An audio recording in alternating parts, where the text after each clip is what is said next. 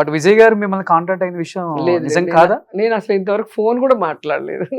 పోనీ మీ వారు మాట్లాడారు కదా? లేదు లేదు. ఉమ్. వాళ్ళు ఇది ఏమంటారు, south India Pepsi president Selvamani అవును గారు అవును అవును. 27 క్రాఫ్ట్స్ కి.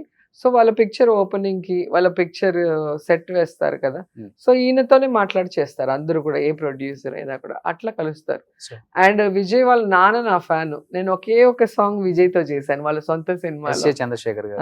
ఆయనకి బాగా ఇష్టం. ఒక్క సాంగ్ చేయమ్మా బాబుతో అంటే అప్పుడే అప్కమింగ్ విజయ్ ఒక్క సాంగ్ చేశాను. ఓకే.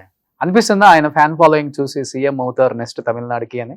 నా ఇంట్లోనే ఆయన ఫ్యాన్స్ ఉండరు. నా కొడుకు విజయ్ ఫోటో వేసుకొని టీ షర్ట్ వేసుకొని తిరుగుతుంటాడు. అంటే యూత్ లో బాగా క్రేజ్ ఉంది అబ్బాయికి. సీఎం అవుతారా లేదా నాకు తెలియదు. నేను చాలా ఇంటర్వ్యూలు తమిళ వాళ్ళు అడిగితే కూడా అదే చెప్పాను. క్రేజ్ వేరే, ఓటింగ్ వేరే. సో అతని ప్రతి నడవడిక ఓటింగ్ పడేంత వరకు ఏ చిన్న ఇన్సిడెంట్ రాంగ్ జరిగినా కూడా తలకిందులు అయిపోతాయి పాలిటిక్స్ లో.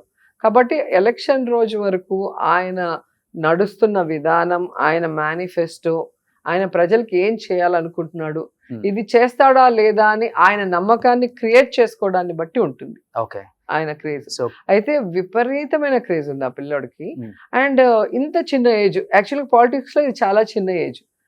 కోట్లాది రూపాయల రెమ్యునరేషన్ తీసుకునే సమయంలో అవన్నీ వద్దు అని చెప్పి ప్రజాసేవ చేయాలని వచ్చేటప్పుడు ఖచ్చితంగా దానికి ఒక వాల్యూ ఇస్తారు. సేమ్ పవన్ కళ్యాణ్ గారు కూడా చేస్తుంది అదే కదా, కోట్లాది రెమ్యునరేషన్ వద్దనుకుని సినిమాలలో ప్రజాస్వామ్యంలోకి వచ్చి ప్రజలకు ఏదో చేయాలన్న తపనే ఆయన దగ్గర కనెక్ట్ చేసుకుంది ఆడియన్స్ అని చెప్పుకోవచ్చు కదా. ఫెయిల్యూర్ అయ్యారంటే పిఆర్పి పార్టీ పెట్టినప్పుడు ఆ పార్టీని కంటిన్యూ చేయాలి, విలీనం చేయకూడదు.